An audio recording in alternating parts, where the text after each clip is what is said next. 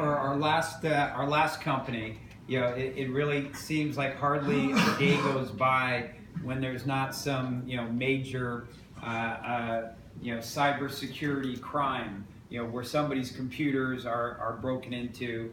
Obviously, a couple days ago, apparently Donald Trump and the Russians broke into the DNC's computers and released a bunch of emails. So, you know, so this is, you know, obviously a rising problem around the world. And our next company, surveilLens, Jamal, oh, there you go, is here to talk about surveilLens. Thank you. Thank you all for coming. So, yeah, as was just said, I'm sure if you all have been paying attention to the news lately, there's not been a shortage of not only cyber crimes, but also financial frauds or frauds against companies and whatever manner they may be, corruption, money laundering, theft by employees, theft by outside vendors or customers, against all of which dilutes shareholder value and causes companies to lose money, right? There's a study out there that the Certified Fraud Examiners Association puts out that says companies on average lose about 6% of their revenues to fraud each year, okay? So that amounts to billions of dollars each year, and on a global scale, if you would extrapolate that to global GDP, that's in the trillions of dollars, okay? So the question is, how do companies prevent fraud from occurring? Okay, how can they get out in front of fraud to prevent this loss of revenue? And I'll layer that in on top of this now is that governments and regulators are becoming increasingly more stringent on these companies, and they're requiring them to have good compliance programs in place to prevent fraud from happening, particularly if you're looking at in the financial services space, right? We're sitting in a bank today, right? There's been a lot of action with respect to money laundering, okay? Banks are under a lot of heat for violating money laundering rules and or sending out, moving money to companies or countries or individuals that are on sanctions lists that you're not supposed to be doing business with. Okay, so these are the things that the government is looking out for, and they're expecting companies to be out and police themselves.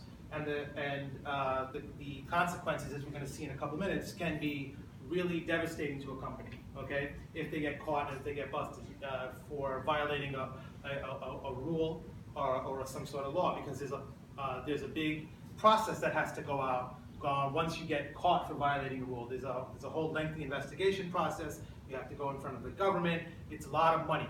So not only do you lose money from the fraud, but now you have to lose money investigating that fraud, okay? And I know how much money, my partner and I know how much money that costs, because we're both in the business on the consulting side of working with companies to institute these compliance programs. So before we get into that, just quickly a little bit about us. Who are we? We're a company that was organized in 2013, okay? Myself and my partner, Vijay Sampath over here, combined, we're both forensic accountants by training, okay? Combined, we have over 60 years experience in doing forensic accounting and compliance and auditing services for companies. So we do forensic accounting investigations of all kinds. When companies get into trouble for a fraud investigation or for a money laundering investigation or whatever sort of loss of some financial fraud, they call in companies such as the ones we used to work for, and we do the investigation. But as I'm going to show you, that method of doing investigation is outdated. It's becoming outdated. Okay. We also have now that we're in our new company, we have a team of 30 engineers and data scientists who have helped us develop this software that helps proactively look for fraud. So what are the issues? We started talking about the issues a minute ago. The issues are, as I mentioned, the governments around the world, not only in America, but around the world, are becoming more aware of fraud and how much it costs not only the company itself, but the shareholders, and how much it costs the public in general. Okay, so there is an increasing culture of compliance that's being put upon corporations globally. Okay, if you follow, certainly in the United States, if you're following if you follow the news, bribery is a big issue for U.S. companies, right? The government doesn't want U.S. companies to go out and make bribes in foreign countries to get business. That's a huge crime here. Well, now the UK has enacted a similar law called the UK Bribery Act, and other countries are following suit. Money laundering, I mentioned that a couple of minutes ago. Money laundering is a big problem globally. Okay, there's no shelter even in Swiss banks anymore, right? You can't put your money there because governments are becoming. They want to prevent terrorist financing. They want to prevent money from going out to other countries. Okay, they want to keep money in house. Okay, did you know that in the last 5 years, banks just like the bank we're sitting in today, have paid $150 billion in fines and penalties to the U.S. and state governments for violating compliance and legal rules. And a lot of that could have been prevented. A lot of the bulk of those fines were because the banks didn't have compliance programs in place that would have, in the government's view, prevented the money laundering or the fraud or whatever they got accused of, whatever law they got accused of violating from occurring. Okay, so that's a lot of money that the banks are losing. $150 billion. That's a lot of money that the shareholders are losing. Okay, so what are some of the ways that companies are looking now to achieve this compliance that's being put on them is that they're looking to become more proactive in compliance. Okay, they're looking to prevent the fraud from occurring before it occurs, to find out how it, to stop it from occurring, as opposed to waiting for it to occur and now going back and investigating how it occurred. But by that time, the money's already gone in a lot of cases. Okay, how are you're gonna if somebody's laundering money and they're sending it abroad and you catch it a month after they've done it, too late, and the government's gonna now come in and say, well, you should have. That's nice that you caught it, but you should have caught it before it occurred. Okay. So companies are looking for ways to become more proactive. Okay, and they're also in looking to become more proactive. They're looking for ways to looking for cost-effective solutions to help them become proactive. Okay, some of the features of cost-effective solutions would be automated workflows. Okay, so I can have if a payment goes out, all right, there should be a rule that triggers that if it looks like it's a suspicious payment, that payment should get flagged and it should get stopped in the system before it goes out for payment, and someone should look at that to just make sure that it's okay from going out. Okay, or if it's a transfer of money, someone should make sure it's going to a person that is not on a sanctions list or not a what we call a politically exposed person. Okay, who's maybe in trouble with the law in some other country. Okay, they're also looking to become more aware of who they're doing business with. That's becoming a big increasing problem. The government wants governments around the world, they want you to know who are your third parties that you're doing business with. Not only your customers, but your vendors. Okay, do you know the person that you're paying in China? And I'm only using China as an example because it's the first country I can think of. I don't have anything against China, but do you know if that company in China is a legitimate company or not? How do you know that? What sort of work have you done around that?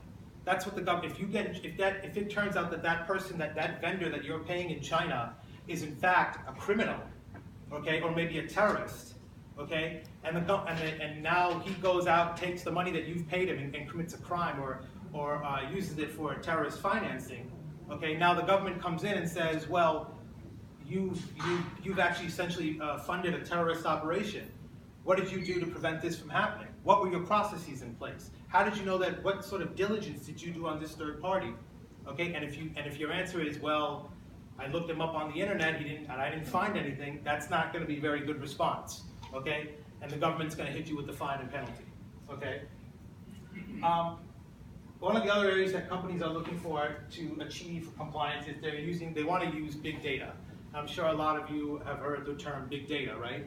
The big data is just basically finding ways to use all the data in your company to help you achieve a more efficient operation, right? Well, we're taking the same concept of using big data, but we're using it to help you achieve a compliance, okay?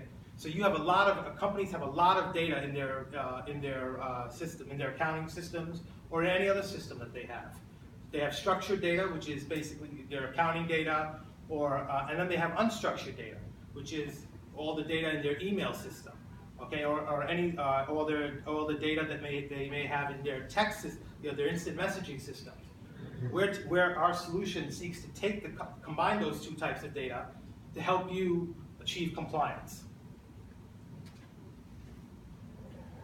So what's the problem with traditional compliance programs today? Okay, traditional compliance programs today that companies have to try to achieve compliance, they're mostly manual in nature. Okay, they don't make effective use of computer technology. Let me give the way it typically works is somebody will a compliance officer will get there'll be a suspected fraud payment that goes out. Okay, somebody will say, hey, this payment looks like it was suspicious. It goes to somebody to review it, and he'll either say it wasn't suspicious or he'll say it was suspicious, but by that time, the payment has already gone out, you're out of luck, okay? The programs today also result in inconsistencies, error, and manipulation, okay? Different people might be, if I have an operation in Russia and an operation in the US, and I see the same sort of transaction, the two individuals who are responsible for reviewing those transactions may look at it differently. And one may conclude that it's okay, one may conclude that it's not okay. This is by having an automated workflow, okay, you eliminate those inconsistencies, okay? A lot of companies have legacy systems, okay? What do we mean by legacy systems? Basically, if a company grows by acquisition, you'll take the system or whatever of the company that you just acquired and bring it on as incorporated into your own. The problem is that if you do a lot of these, if you have enough of these legacy systems, none of them talk to each other, okay? And that's particularly true in banks, okay? Banks have various, a lot of different businesses, right? They have retail banking, they have correspondent banking, they have private wealth management. Each of these divisions may have different systems. None of these systems talk to each other. So if I'm a customer of a bank, okay, and I'm in their private wealth group, and I'm a criminal, okay, I may be doing some shady activity in private wealth. But let's say I'm also a business. I also run a business, and I'm running that business in another division of the bank. Well, how do I know that the one division is talking to the other division to know that I'm truly to get a total picture of my activity? That currently doesn't happen today in banks. Okay, the data is very siloed. Okay, within or compartmentalized within each division, and they're also using old systems that don't talk to each other. Okay, so the legacy systems that they have are not built for monitoring and capturing transactions in real time. Okay, they're always reactive in nature. And when the problem, as I mentioned, when you're reactive in nature, the money's already gone out and it's too late to catch the fraud. Okay? False positives is another big problem with current programs today. Okay, a false positive, for those of you who don't know, is when you say something is a fraud or a potential problem, but it's really not. Okay, now so a lot of times these systems some of the systems, to the extent that a bank may have, or a company may have a compliance system that results in that kicks up a potential fraud transaction, all right?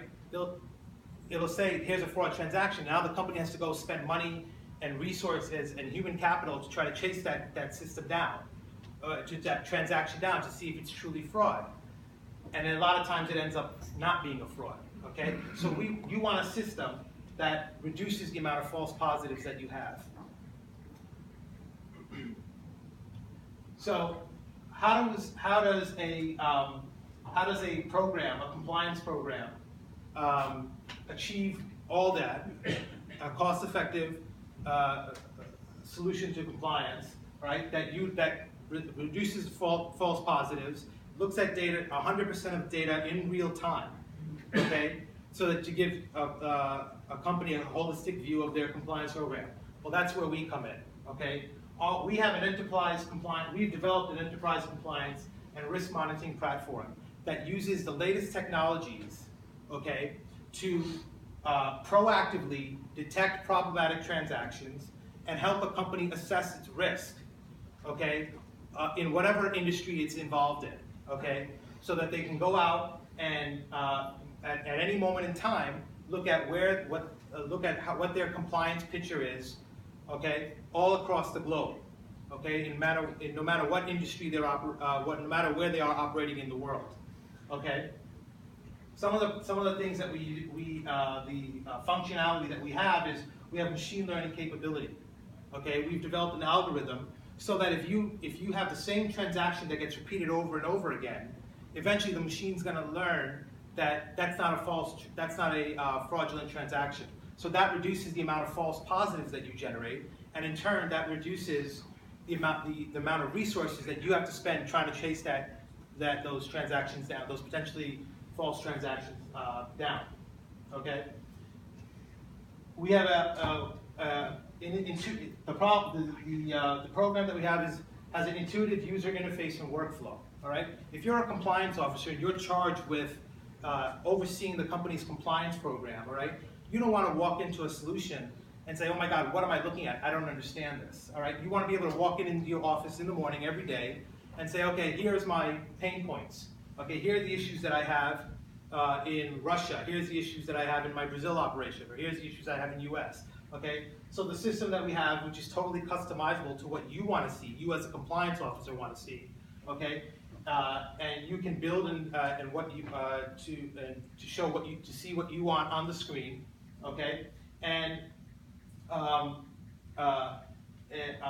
then you can and it's totally easy to use. Okay, and for the individuals that are in charge of chasing down the transactions, also there are workflows that help them do that. So I started off by saying my partner and I have 60 years of experience as forensic accountants.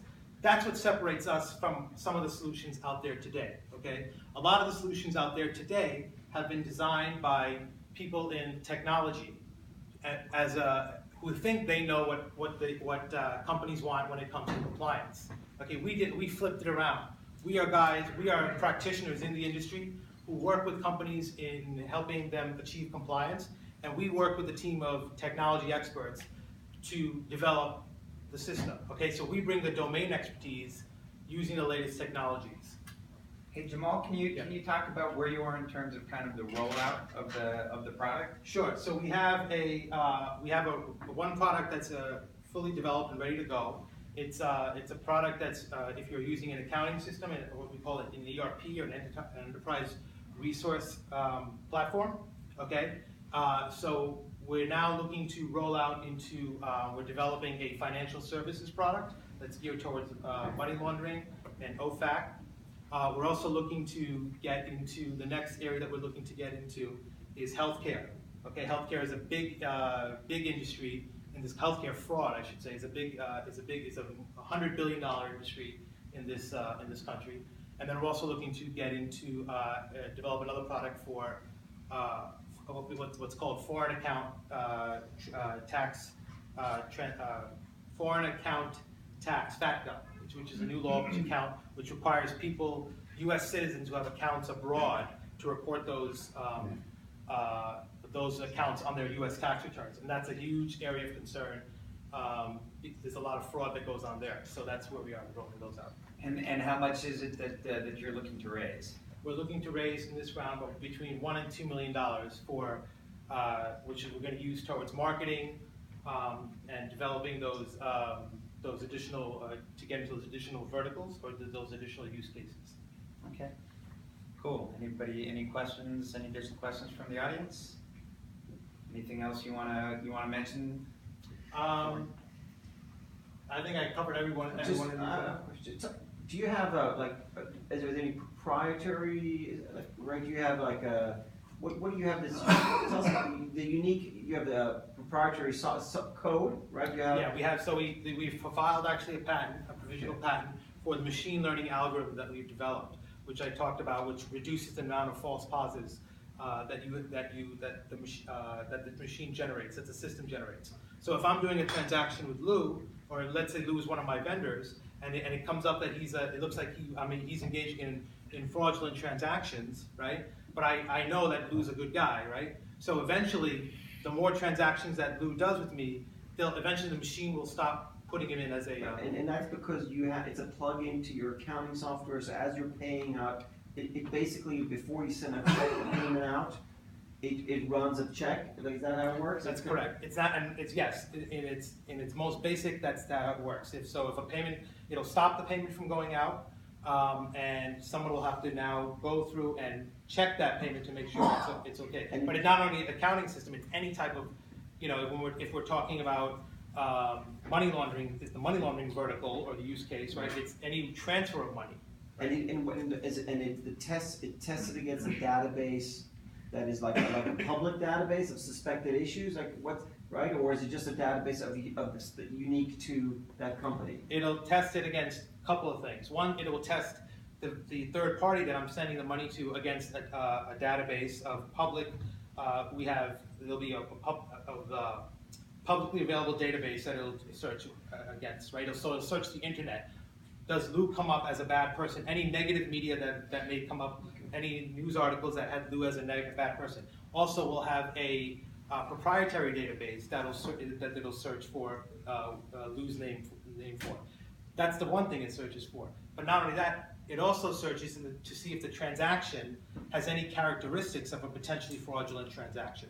So, very simply, let's say it's in the money laundering world. If you know anything about money laundering, if you've done any sort of compliance, there's a rule called structuring. Okay, so if you try to send out you're not allowed to send out more than 10. Anytime that somebody wants to transfer more than $10,000 in a day, okay, the bank has to file a form. So a lot of people don't want the bank to file that form, so they try to what they call structure the transfer of money. They'll send $5,000 today, $5,000 tomorrow. Okay, so what our system does is it runs up this transaction. It'll run the transactions against a list of rules. Okay, a rules engine. Okay, and it'll see that this transaction has the parameters of a structuring transaction. So it'll flag it and stop it from going out until somebody clears it. Okay. Thank you. Well, terrific. Thanks so much.